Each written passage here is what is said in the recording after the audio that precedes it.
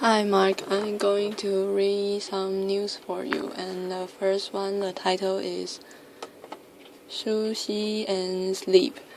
World's oldest person offers tips for a long life. Seeking advice on how to live a long time, you could do a lot worse than Masao Okawa. The Japanese woman will celebrate her 160th birthday on Wednesday. Okawa pictured above celebrating her 105th birthday in 2013. Spoke to the UK Telegraph about her secret for longevity. Those hoping for an obscure secret trick always jump on one foot at exactly 3:43 a.m. while playing the banjo are in for a disappointment. Okawa attributes her incredible lifespan to getting plenty of sleep, eating well, and taking a nap as needed. She told the paper, "Eat and sleep and you will live a long time. You have to learn to relax." Easier said than done, of course, but when advice on living a long life comes from the world's oldest person, it is worth heeding. Okawa, born in 1898 and great-great-grandmother to 6, eats sushi at least once every month. Tomohito Okada, head of the retirement home when Okawa was lived for the past 18 years, told the Telegraph. When asked by the Telegraph about her happiest and saddest moments, she spoke about her 1990 marriage to her husband and the birth of her 3 children. Her husband passed away in 1931. Her surviving children are 94 and 92, according to the Telegraph. Okawa became the world's oldest person last year when the previous title holder, Jumon Kimura, passed away at the age of 116. And the next news, the title is Teen Sues Parents for Cash, College Tuition. Does she have a case? A New Jersey teenager claiming that her mother and father tossed her out of their home and cut her off financially in suing them for immediate support. Parents' private school fees and future college tuition. The parents, meanwhile, say that daughter Rachel Canning, 18, moved out voluntarily after refusing to abide by their rules. We love our child and miss her. This is terrible. It's killing me and my wife, Rachel's father, Sean Canning, a town administrator and retired police officers, tells the Daily Record. We have a child we want home. We are not Nation, and now we are getting hauled into court. She is demanding that we pay her bills, but she doesn't want to live at home. And she's saying, "I don't want to live under your rules." The rules, he notes, include reconsidering her relationship with a boyfriend who may be bad influence, being respectful, and abiding by her curfew. He and his wife Elizabeth, who live in suburban Lincoln Park, about 25 miles outside of New York City, have kept their daughter's car because they pay for it, says Kenny, and he admits that they did stop paying Rachel's tuition at the private Morris Catholic High School. A hearing is scheduled to take place on Tuesday in the Morris County Superior Court. For months, Rachel an honor student, cheerleader, and lacrosse player, has been living with their family of her best friend and classmate, Jamie Inison, whose father, attorney John Inison, is bankrolling Rachel's lawsuit. He is also requesting in the lawsuit that the Kennys reimburse him for the legal fees, so far totaling $12,597, according to the paper. Rachel's attorney, Tanya Haffan, is not taking calls as she prepares for Tuesday hearing. Her office tells Yahoo Shine Rachel did not return a call from Yahoo Shine, and the Morris County court was closed on Monday due to inclement weather. But the Daily Record reports that, in the suit, Rachel alleges that her parents decided to cut her off from all support, both financially and emotionally. As of her 80th birthday, which was November 1st, her suit also demands the following of the Kennys: that they take care of an outstanding $5,306 Morris Caslolis tuition bill, pay their daughter's current living and transportation expenses, and free up her existing college fund, as she already been accepted to several universities. It is not unheard of for youngsters to take legal action against their parents for various offenses, from a pregnant Texas teen who sued her parents for illegally pursuing her to get an abortion, to a pair of innocent siblings in their 20s who sued their mom unsuccessfully for bad mothering. Even so, the Kenny case is an extremely unusual one, according to experts in family law. That's because similar suits typically involved either a divorce situation with parents disagreeing on a child's financial support, or a fight for emancipation in which a teen is declared financially independent from parents. This young woman is actually saying, "I want the court to compel my parents to continue to support me financially." That's what's unique in this case. Mary Cogan, assistant director of the non-profit Advocate for Children of New Jersey, tells Yahoo Shine. So this young lady is a unique situation because it does become very fact-sensitive.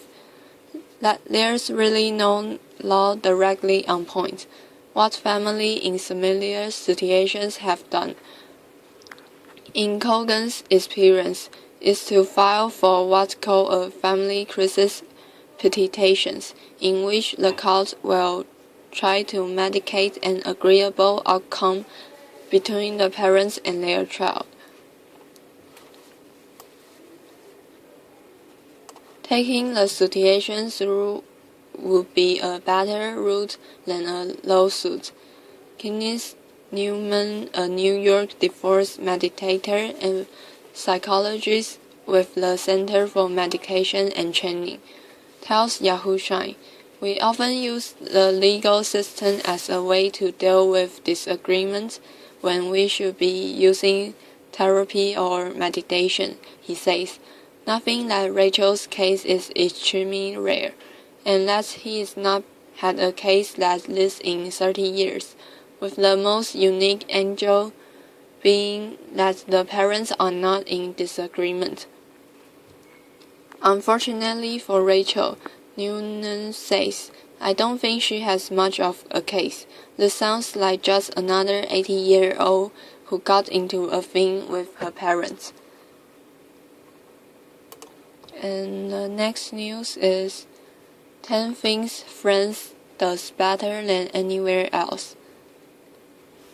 Editor notes: this story is part of a series highlighting superlatives of countries around the world. Click here for pieces on Italy, the United States, Canada, Taiwan, India, and South Korea, and watch for upcoming installments featuring other countries.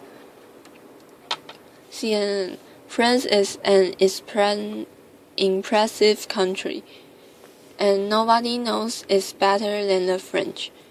The country is surprising like the United States, which is taught a thing or two about deliberate, in that you don't really ever need to leave.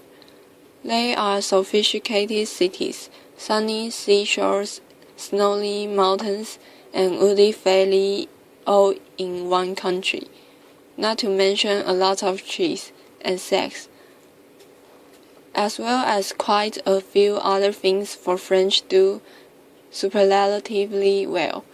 First, cheese. Yes, it is a silly, but France remains the ultimate destination for cheese lovers. General de Gaulle once asked how he was minted to government a country that produced 246 varieties of cheese. Maybe he was afraid they were leaving organics and would start a revolution. Some French cheese, such as Ribourgogne, are so smelly and running they seem to be decomposing. Even mild, hard mobility is apparently so scary that last year the United States restricted its import. No one's arguing against the existence of great cheeses around the world, but no French citizen needs to go much further than the corner shop to find one. Second, shopping. There is the reason the French invented the word bourgeois, which house stands in for all things materialistic. Paris department stores stock everything from cheap generic brands to labels so click you feel the need to dress up before trying them on. The annual sales in January and at the end of June offer unbelievable bargains because by law all stores have to discount prices at the same time and compete for business. At the other end, the French have defended their small, often family-owned neighborhood stores. Boulangers, butchers, etc. from being steamrolled by chance. The French also do Kirkley, one of Bontiquet's probably better than anyone else. 3. Museums. Paris, of course, is home to perhaps the world's best-known museums, the Louvre. But French museum culture spread much wider afield. The Rhône region has what is arguably the most beautiful collection of museums in the world. Its arcs include the huge Chambord with a spectacular collection of tapestry and the impossibly romantic Chinese style its moat. Even the lesser-known castles can be wonderful. Chinon, for example, is set above a perfectly preserved old town. You can almost hear Joan of Arc riding up to the gate and offering to keep the English invaders out of France. 4. Trains. French trains are faster than planes. If you want to go from Paris to the Mediterranean coast for lunch, hop on a TGV, train, a Grande Vitesse, or very fast train. 3 hours later, you will be sipping rose and gazing at billionaires' yachts while the fuelers are still putting in a claim for their lost luggage. TGV's series cross the country, and the SNCF, French National Railways, offers excellent online deals. First class for just a little more than second. The French might like the good life, but it needn't also mean slow traffic jams. The average French driver's notion of alacrity is a strong but terrifying one. I'm going that way and you can stop me. If going where he or she wants to means causing an accident or total gridlock, that's everyone else's fault, none. The unwillingness to acknowledge any other car on the road, the spring French belief in liberty incarnated in the automobile means that on every Saturday in summer and on national holidays, the whole country is transformed into a huge traffic jam, as everyone strives to afford their vacations at exactly the same time. Politeness, the French, aren't they notoriously abrupt, especially parents when addressing non-French speaking tourists?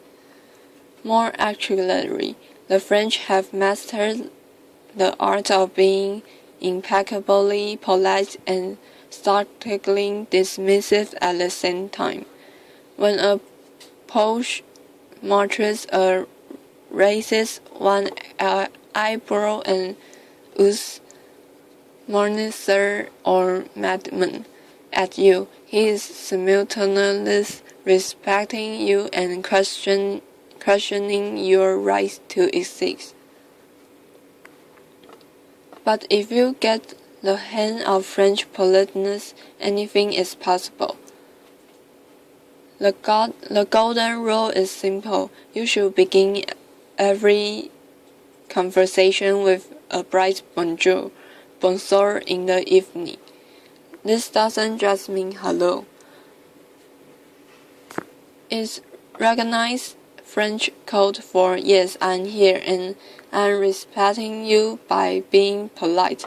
So you are going to respect me and maybe even be pleasant to me. All that in one magic word, and it works. Sexiness. It is hard to pin down sexiness, but for many, being French is a good working definition. The accents plus a certain exhaustedness and joie-different, yet inevitably slipping into French here, make a pretty attractive package in both men and women. And then there's plain sex, which is everywhere in France. Take French flings, for example, which almost by law have to include at least 2 naked breasts or 4 buttocks. French men and women know the rules of attraction equally well and rarely stop playing. It's almost a duty to look sexy and classy whenever anyone else is around, and to leave a memorable impression. Luxury. It's a clever trick. When you think of luxury goods, the word French slips almost automatically into place. Today, the French talent for luxury has trickled down beyond Louis Vuitton, Dior, Maud at Chandon, and the rest. It effects can be felt in the dozens of stylish Parisian cafes with stage appearance waiters, and in the many reasonable price spa hotels such as Toulouse French site only, that can make you feel like a millionaire without charging you accordingly.